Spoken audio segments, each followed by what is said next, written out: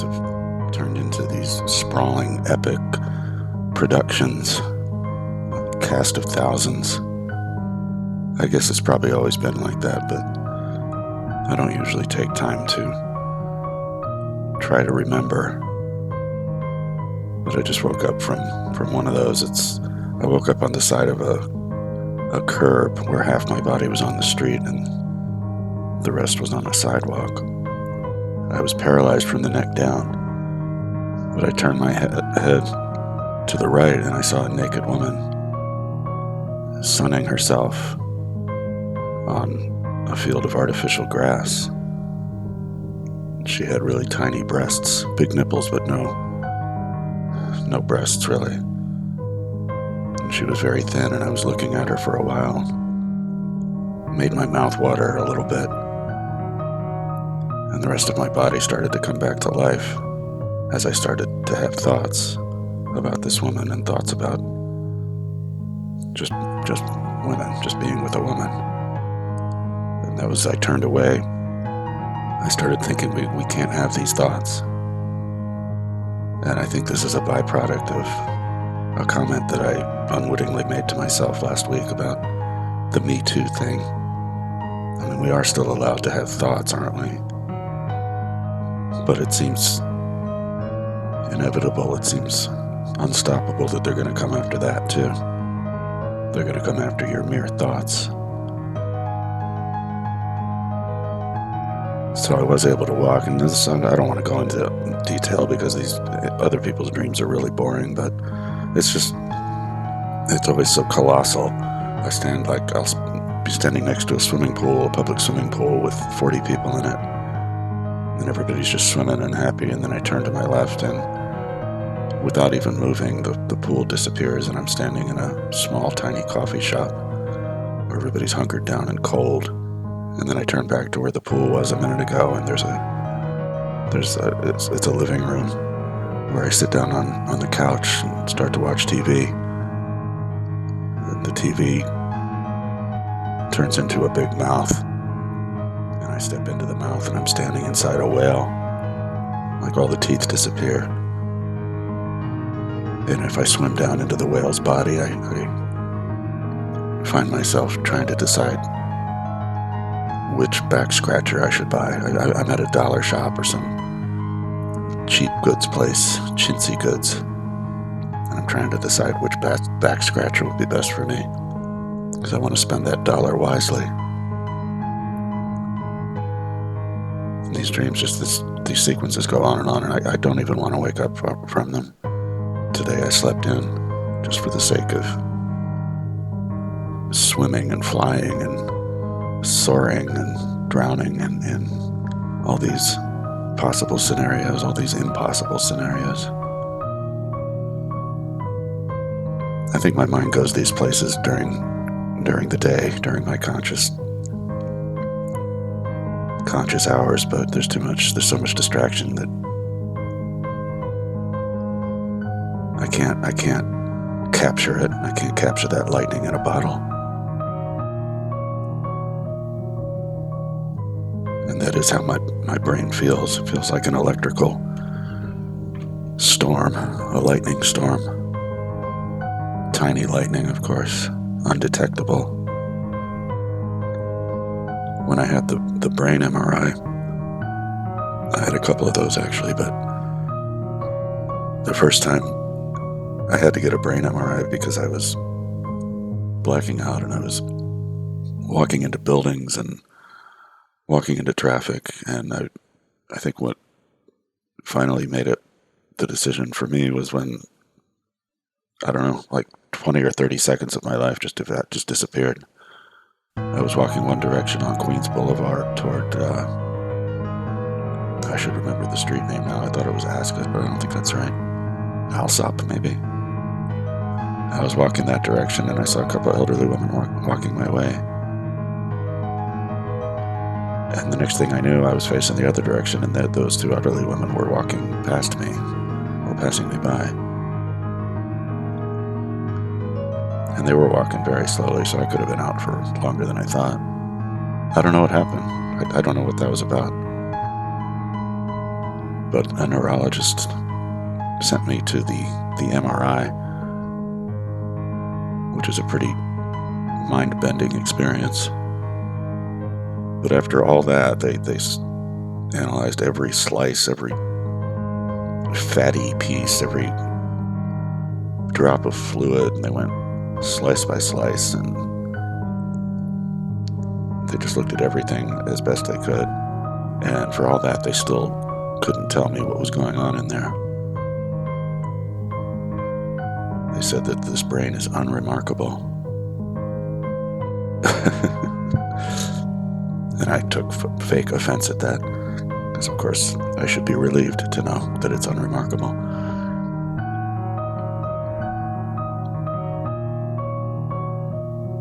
But there's another dream I've been having that feels so real. It's like I can't wake up from it, even though I have to, because I don't know. But this one I'm pretty sure comes directly from my job, which I love. And this comes from some of the voices that I let go to my head in the course of this job. In this dream, I choose to move to another apartment, and I know that it's going to be a dump. It's a place where there's a landlord, but nobody cares, and nobody takes care of the place.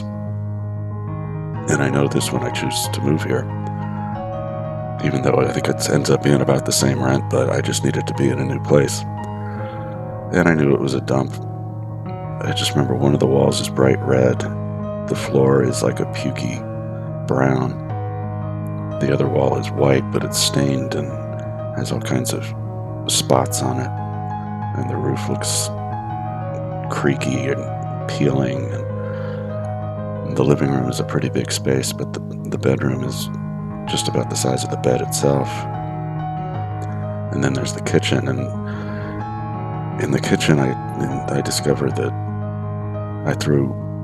I accidentally threw like some chicken or meat or something behind the refrigerator, and this attracted a swarm of these insects that I've never seen before. They're not. My first thought was bed bugs, but bed bugs don't fly like these things do, and these things have like little pincers. They look like mini.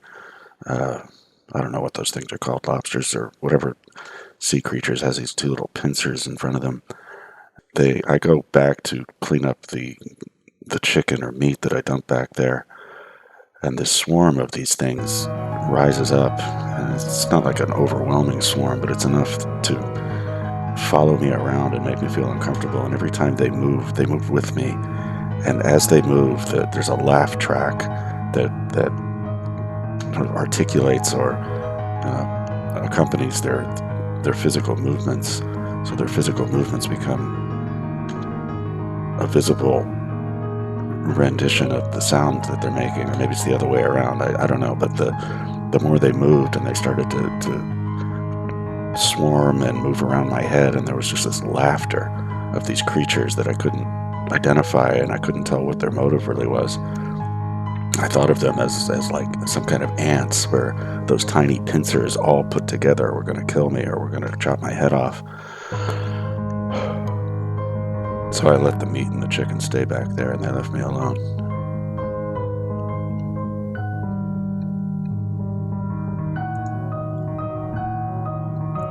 But getting back to reality, or was I ever even there?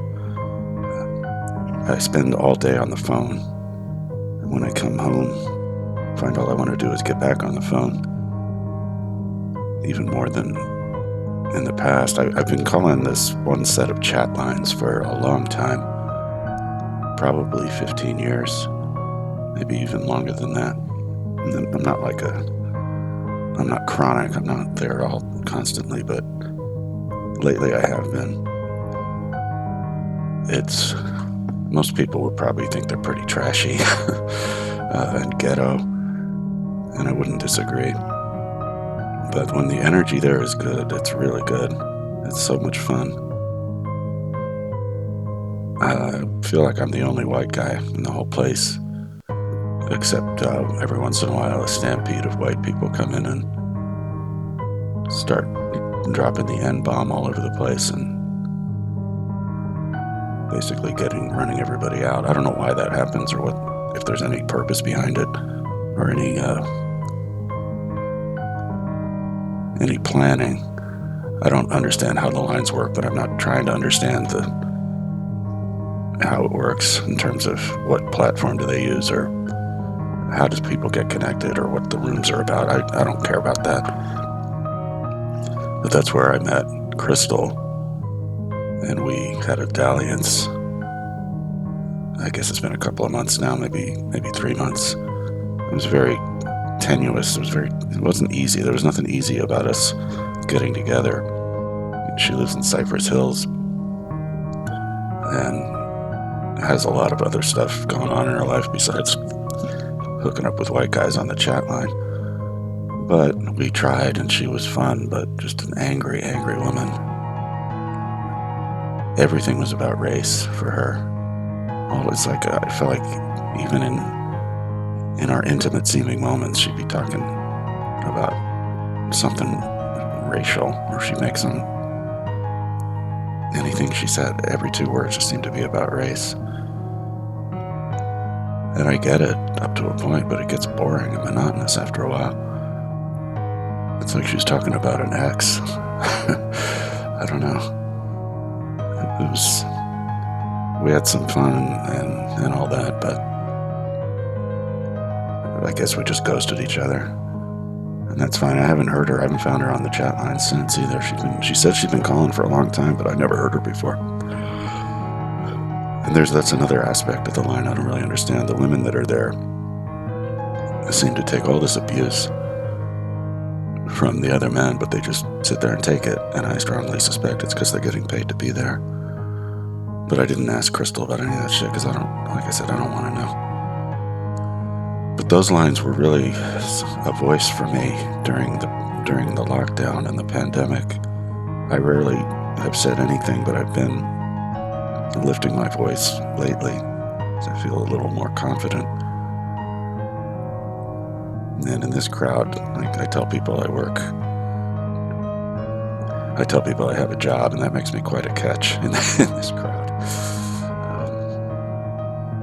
But I don't mean to flatter myself with any of that. It's just I'm trying to figure out where I fit in all these folks, because I don't know who I'm talking to. I don't know who they are.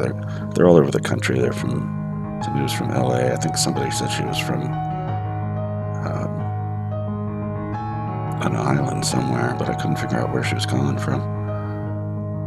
And there's plenty of people from New York too. But I've been revisiting that stuff with a little more focus, because I feel like there's something for me there. Maybe it's not something good, but there's something for me there. See, these lines that I call there's not much been written about them, but the story is that they were totally free to call because of the way they exploited an FCC loophole. That they set up a phone company, or they made an arrangement with a phone company in like rural Iowa or Minnesota or like Nebraska. It's these places with small phone companies that, through an FCC subsidy, the big phone companies basically subsidized those carriers. Something called, I can't even remember what it's called now. I try to forget this kind of stuff now because I've tried to move on from the nuts and bolts and the technical code and all that shit. But basically the big phone companies subsidized the small ones in these remote areas, which seemed only fair because it was expensive to maintain those copper lines out there. With so little call volume, they weren't really making money from their actual customers to survive. So the big telcos subsidized the tiny ones. And this created this loophole where all calls that were going through these little telcos were being subsidized, and so they just started routing millions and millions of calls through these tiny telcos, and the big ones, the big companies were paying for it, and people were making millions on that through these tiny companies. So that's how these chat lines that I've been connecting to remained free, and it's also how free conference call has remained free. They exploited that loophole to the umpteenth power. Somehow they all still survive, though. Like these chat lines I keep calling have injected some short ads, but they don't play them very often. I don't find them offensive at all. I'm not an anti-advertising type. But they have been injecting ads, but they're really strange. Like the ads are from 2 years ago, and they don't seem to do anything. They don't seem to work if you press 1 for more information or whatever they say. I'm not sure how Free Conference Call is surviving, but they do have a lot of paid extras. Anyway, my point being about these chat lines is that their existence was somewhat controversial, and there was some bad shit that happened with respect to people doxing themselves and getting murdered or stalked or harassed by people that they met or encountered on these chat lines. So I have a way of being kind of an open book about who I am and my identity and everything, but I'm being careful about that because there are some bad people on these lines. There really are. I've detected that I've encountered some of them already. I mean, I've been calling these lines for a long time, but the last, I don't know, few months, I've really tried to make myself a presence there. I think I freaked a couple of people out with comments about my emotional triggers and how I get triggered by certain things. I mean, maybe we all do and don't realize it, but I started to feel some of these women were like wanting to get to know me better, and I'm just being careful about that. I'm surprised I let the one woman happen, but she, like I said, she was angry and everything, but ultimately harmless. I'm going to read something that it appears I wrote this in 2008, though it sounds like it might be a little earlier than that, but it doesn't matter. It's a story about one of the many women that I've chatted with online for hours and hours and hours, but never met in person. It's just a game some people like to play. And I used to be hurt by that, or even offended, but I've just come to expect that what happens in a chat window happens in a chat window, and that's the end of that. I guess I'll just read this straight as is, even though some of this isn't really true anymore. Some of my behaviors that I describe aren't really true anymore. One of the first people I ever talked to via online communication was a woman who called herself Annie Oakley. I recognized the name, but was unfamiliar with that for which Annie Oakley was known, and thus our conversations began. "Who was Annie Oakley?" I typed to her. She quickly replied that Oakley was a famous sharpshooter from Buffalo Bill's Wild West show. From there, our conversations traveled to far and sometimes crazy places. I never knew her real name, but Annie first turned me on to New Orleans music and Zydeco. I encouraged her to read the poetry of Carol Musk. I doubt if Annie remembers me now, but I think of her anytime I see my Dr. John CDs. And when I spot my Carol Musk books, I like to imagine that the connection endures between her and my recommendation of that poet.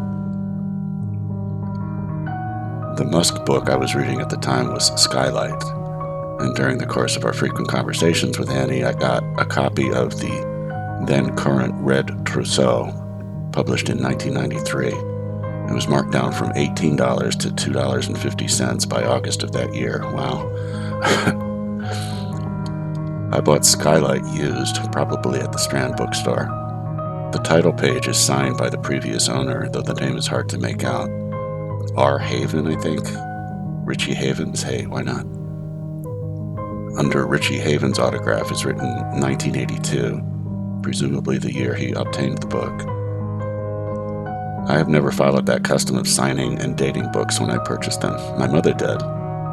Almost all the books on our shelves contain some handwritten note recording when and where the book was purchased. Most of the Chopin piano music scores in my collection came from my mother. She bought the scores in Poland during the 1960s. And her Paderewski edition of the Chopin concertos is signed Warsaw, Poland, 1966. Having, as a child, grown up with this custom of signing and dating purchased books, I can't really explain why I never do this myself. It may be connected to the piano playing portion of my life. In that corner of my experience, I find it unacceptable to write on scores and to defile their pages with my insipid residue.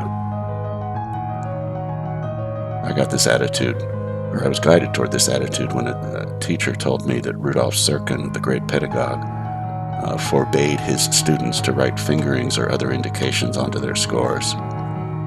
"If you want to learn it, you will learn it," was the paraphrased wisdom that traveled from Serkin's vaunted studio to mine.